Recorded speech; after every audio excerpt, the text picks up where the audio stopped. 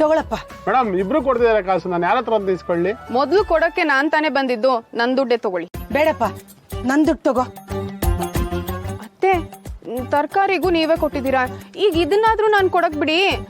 ತಗೊಳ್ಳಿ ಅಣ್ಣ.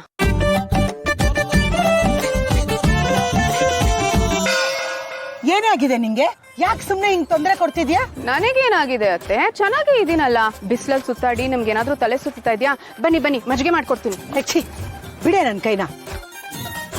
ಹೀಗೆಲ್ಲ ಮಾತಾಡಿ ಇರುಸು ಮುರುಸು ಮಾಡ್ಬೇಡ ನಂಗೆ. ಯಾವತ್ತು ಇಲ್ದೇ ಇರೋಳು ಇವತ್ ನನ್ ಹಿಂದಿಂದನೇ ಬಂದು ಯಾಕೆ ನಾಟಕ ಆಡ್ತಿದ್ಯಾ? ಅತ್ತೆ ನಾನ್ ಯಾಕೆ ನಾಟಕ ಮಾಡ್ಲಿ? ನೋಡಿ, ನಿಮ್ ಸೊಸೆಯಾಗಿ ಇಷ್ಟೆಲ್ಲ ಪ್ರೀತಿಯಿಂದ ಮಾತಾಡ್ತಿದ್ದೀನಿ, ನೀವ್ ಕೋಪ ಮಾಡ್ಕೋತಿದ್ದೀರಲ್ಲ. ನಾನು ನಿನ್ನ ಸೊಸೆ ಅಂತ ಒಪ್ಕೊಂಡಿಲ್ಲ. ಬಾಯಿಗೆ ಬಂದಾಗೆಲ್ಲ ಮಾತಾಡ್ಬೇಡ.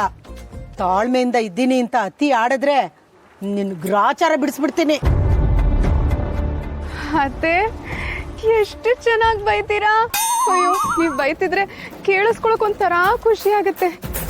ಪರವಾಗಿಲ್ಲ ಅತ್ತೆ, ನಿಮಗ್ ಖುಷಿ ಆದ್ರೆ ಎಷ್ಟು ಬೇಕಾದ್ರೂ ಬೈರಿ, ಪರವಾಗಿಲ್ಲ. ನಿನಗ್ ಯಾವ್ದೋ ದೆವ್ವ ಮೆಟ್ಕೊಂಡಿದೆ ಅನ್ಸುತ್ತೆ, ಅದಕ್ಕೆ ಕಡೆ ಹೀಗೆಲ್ಲ ಆಡ್ತಾ ಇದೀಯ ನೀನು. ಅತ್ತೆ ನೀವೇನ್ ಬೇಕಾದ್ರೂ ಅನ್ಕೊಳ್ಳಿ, ಆದ್ರೆ ಇನ್ ಮುಂದೆ ನಿಮ್ ಜೊತೆ ನಾನು ಹೀಗೆ ಇರ್ತೀನಿ.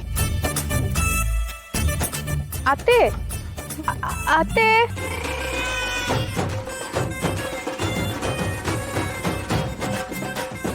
ಮೇಡಮ್ ಅವರೇ, ನೀವು ನಡ್ಕೋತಿರೋದು ನೋಡ್ತಿದ್ರೆ ನಂಗೆ ಒಂದು ಸ್ವಲ್ಪ ಸರಿ ಕಾಣಿಸ್ತಿಲ್ಲ. ಮೊದಲೇ ಅವನಿಗೆ ನಿಮ್ ಕಂಡ್ರೆ ಆಗೋದಿಲ್ಲ, ಮತ್ತೆ ಹಿಂಗೆಲ್ಲ ಮಾಡಿದ್ರೆ ಅವ್ರಿಗಿನ್ನೂ ಕೋಪ ಬರಕಿಲ್ವೇ? ಸಿದ್ದು ಅವ್ರೆ, ನಾನೆಲ್ಲ ಬ್ಯಾಲೆನ್ಸ್ ಮಾಡ್ತೀನಿ, ನೀವೇನ್ ಟೆನ್ಷನ್ ತಗೋಬೇಡಿ. ಮೇಡಮ್ ಅವರೇ, ನಾನು ಹೇಳ್ತಾ ಇರೋದು ನಿಮ್ಗೆ ಅರ್ಥ ಆಗ್ತಿಲ್ಲ. ನಾವ್ ಇಲ್ಲಿಗೆ ಬಂದಿರೋದು ಜಗಳ ಆಡೋದಕ್ಕಲ್ಲ, ಮನೆಗಿರೋ ಸಮಸ್ಯೆನ ದೂರ ಮಾಡೋದಕ್ಕೆ.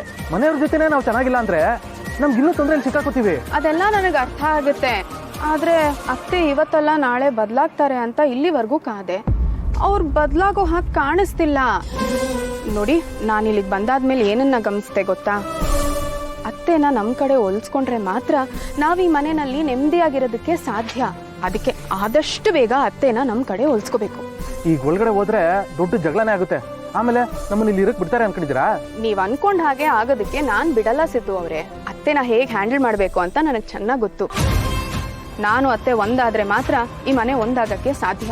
ಅತ್ತೆ ಏನು ಅಂತ ನಾನು ಅರ್ಥ ಮಾಡ್ಕೊಂಡಿದೀನಿ, ಆದ್ರೆ ನಾನೇನು ಅಂತ ಅತ್ತೆಗೆ ಅರ್ಥ ಆಗಿಲ್ವಲ್ಲ. ನೀವ್ ಧೈರ್ಯವಾಗಿರಿ, ನಾನು ಅರ್ಥ ಮಾಡಿಸ್ತೀನಿ.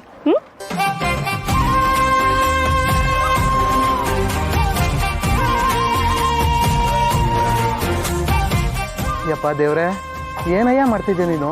ಇದನ್ನೆಲ್ಲ ನೋಡ್ತಿದ್ಯಾ? ನನ್ನ ಜೀವನದಲ್ಲೂ ಸುತ್ತಮುತ್ತ ಶುರುವಾಗೋಯ್ತು.